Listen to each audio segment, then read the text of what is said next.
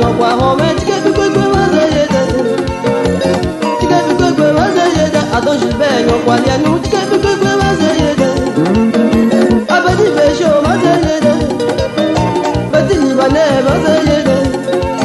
Kapo Quasimodo mazayede Osakwe nyokwa home tike bikwe mazayede Aloma pakeleye Oneba pongizege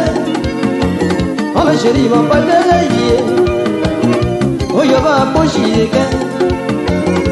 À la croisée des chemins Alice et Chantal Nyokwa home One home pongiga One home le komi Ma bien que se va wapoué Alors que se va komi Kayibalo apakeleye Yele nyokwa home Je m'en fous de ton mari Marie-Christine nyokwa lianu Je m'en fous de ton chéri T'as désiré nyokwa lianu Alors c'est la fille et toi Tonton et moi j'y wabi Bon voyage Aïe ma j'y wabi Ana c'est fiero mazayede Ama fi Albert mazayede Abwa Amos mazayede Ba Christine nyokwa home tike bikwe mazayede Alors nyokwa home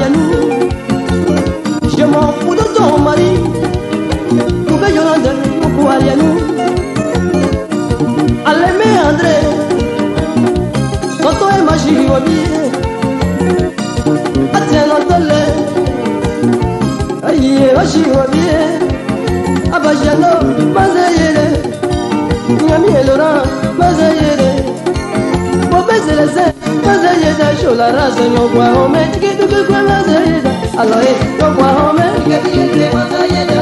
Alors nyokwa